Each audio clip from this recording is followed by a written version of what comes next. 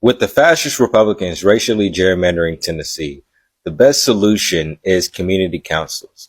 Those are exactly the kind of people's power moves that we need to make right now. We can't just sit around waiting on Democrats to save the black community and the brown community and the LGBTQ when they're too busy cozying up to billionaires and big corporations, while Republicans ram through voter suppression laws and racist redistricting to lock in white conservative control and white supremacy. These councils let black people and working people build real power from the ground up.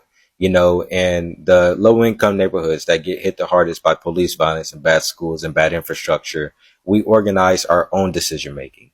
We decide how to protect our votes and fight back against the system that keeps exploiting us. It's no more begging politicians who answers to the ruling class instead of us. So let's dive deeper into the point, and forgive me if I felt like I took too long getting there, but we're here. And I'll use Vietnam as a good example because they set a great example.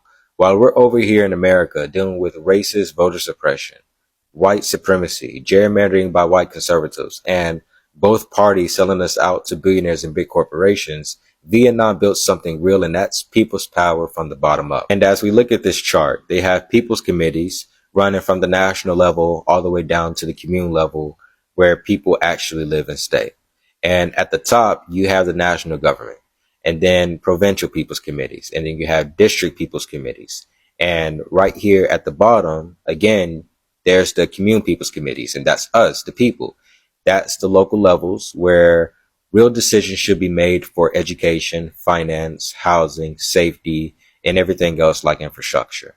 And over there in Vietnam, they have sectoral departments that actually serve the working people and not corporate lobbyists who make empty promises and then go serve the ruling class. We don't need permission from the two-party system when we as people can start small, block by block, and then go city by city, and then use the power to link up with worker struggles for higher pay and unions. We also need to go back to a time when we had black-led structures that push anti-imperialist demands too, like, for example, stopping endless wars that drain resources from our own neighborhoods.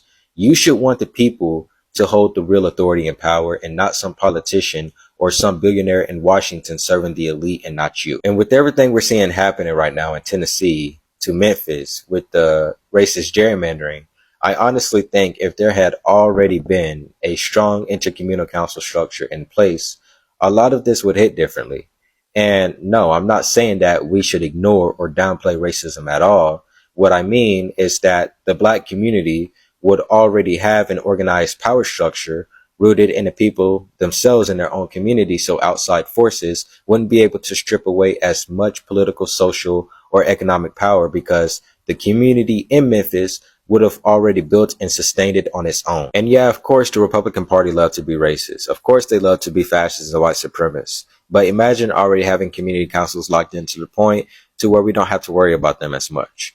When they try to redraw lines to silence black voices, votes, in the community, we hit back organized. And we don't even have to panic, and we don't even have to keep depending on the weak Democratic Party to save us each and every time, because we'd have our own people's power ready with mutual aid, poll watching, and direct action in place, ready to hold the system and the Republican Party accountable. And that's how we turn defense into offense, because it becomes our turn to make them flinch. It becomes our turn to make them think twice. When we build these community councils to be black-led and worker-led, they know that the entire structure changes. The whole entire game changes. Republicans and their white conservative backers can't just draw racist gerrymandered maps to suppress our votes and voices without facing organized resistance that could eventually build towards something as powerful as a general strike. And in order to build something like a general strike, we have to have community councils in place. It is impossible to have a successful general strike unorganized. And in case you're wondering, we're already organizing one here in Tennessee, in the city of Chattanooga. And our goal is to have it established by the time the midterms get here in November, because we're not waiting. Vietnam showed us the blueprint with those people's committees reaching all the way down to the bottom to where the people actually live. And we adapt that here in practice with mutual aid and direct fights against bad housing and police terror, and real decisions being made by us. So there's no more getting caught slipping by the Republican Party when they practice far right wing extremism and authoritarianism to protect capital. And I suggest every city to stand up right now and follow the same strategy. And if you made it to the end of the video, I want to thank you for real, because that just means you're ready to stop watching and start moving. So let's